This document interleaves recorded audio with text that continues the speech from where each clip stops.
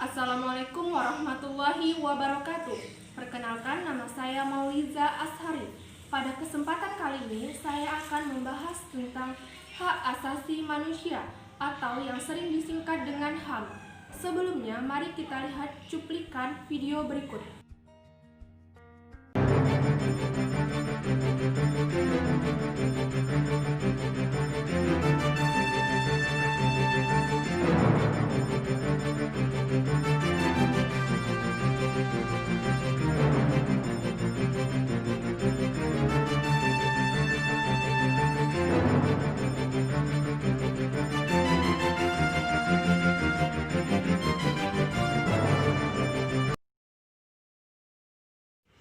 Setelah kita melihat video sebelumnya, itu merupakan salah satu contoh pelanggaran HAM yang pernah terjadi di Indonesia. Adapun 3 faktor yang mempengaruhi terjadinya pelanggaran HAM di Indonesia.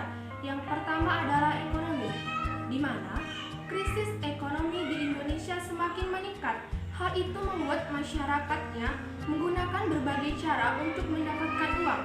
Salah satunya seperti melakukan pembunuhan, penyiksaan, perampokan yang tujuannya untuk mendapatkan uang. Faktor yang kedua adalah kurangnya kesadaran manusia tentang HAM. Dari sini, contoh yang bisa kita ambil adalah rendahnya kesadaran tentang hak hidup. Faktor yang ketiga adalah kurangnya atau menurunnya tingkat kemoralan yang ada di Indonesia. Hal ini dapat memicu berbagai pelanggaran HAM yang ada di Indonesia dapat terjadi.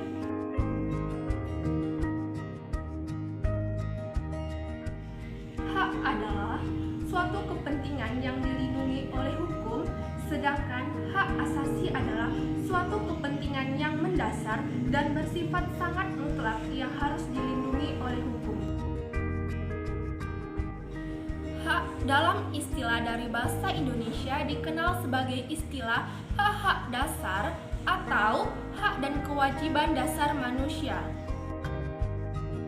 Pengertian HAM menurut para ahli salah satunya adalah Sujono Dirjosisworo, di mana ia berpendapat bahwa hak asasi manusia atau HAM adalah hak-hak yang melekat pada setiap manusia sejak lahir, tidak dapat dibatasi, dikurangi, ataupun diingkari oleh siapapun juga, karena merupakan nilai-nilai dan martabat kemanusiaan setiap individu.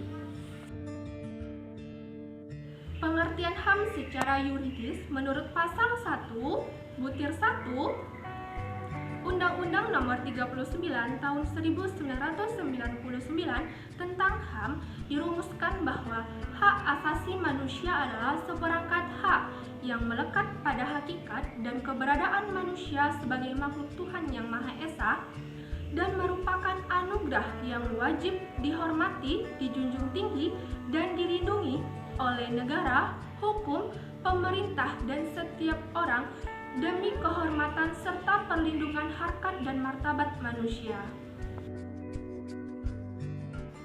HAM terdiri dari 3 jenis. Yang pertama adalah hak asasi pribadi, yang kedua hak asasi ekonomi, dan yang ketiga adalah hak asasi politik. Mari kita bahas satu persatu.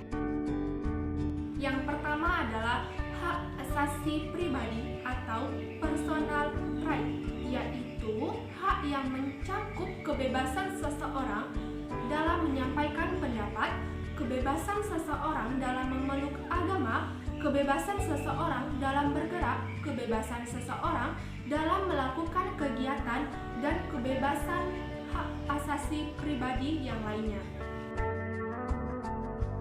Yang kedua adalah hak asasi ekonomi atau property right, yaitu hak seseorang dalam memiliki sesuatu, menjual, serta memanfaatkan sesuatu. Yang ketiga adalah hak asasi politik atau politik right, yaitu hak seseorang untuk ikut serta dalam pemerintahan dan hak seseorang dalam memilih dan dipilih. Indonesia memiliki undang-undang dan peraturan yang membahas tentang HAM, di mana pada kesempatan kali ini saya akan membahas 3 undang-undang dan peraturan tentang HAM. Yang pertama adalah Undang-Undang Dasar 1945 yang sudah diamandemen, di mana di dalamnya terdapat 5 pasal yang membahas tentang HAM. Yang pertama adalah pasal 28A, yang kedua pasal 28D ayat 1, yang ketiga pasal 28D ayat 1 dan 2, yang keempat pasal 28I ayat 1, 2 dan 5, dan yang terakhir pasal 28J ayat 1.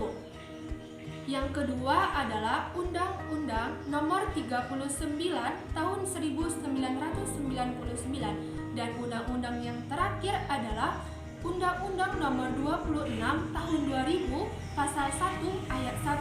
Berikut adalah pemaparan dari undang-undang tersebut.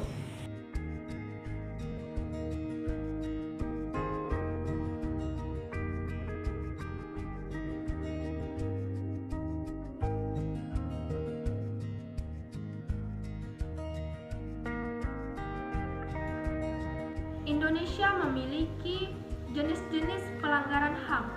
Berikut adalah penjelasan dari jenis-jenis pelanggaran HAM yang terdiri dari 2 macam, yaitu yang pertama, kejahatan genosida, yang kedua, kejahatan terhadap kemanusiaan. Sebelumnya, saya akan menjelaskan atau memaparkan pengertian dari pelanggaran HAM.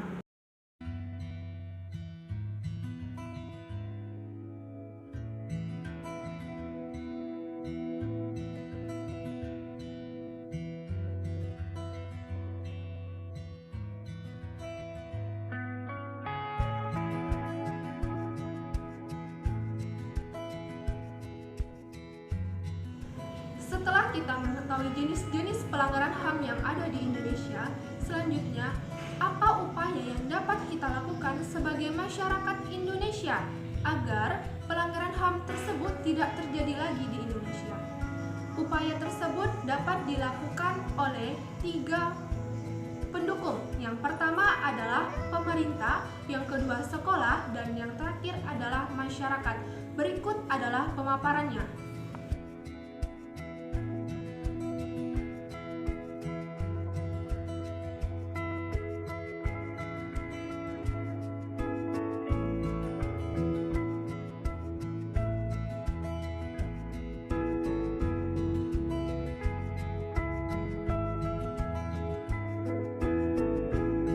Baiklah, sekian dari saya. Semoga apa yang saya sampaikan bermanfaat bagi kita semua, dan mohon maaf atas segala kekurangan dan informasi yang dapat saya sampaikan.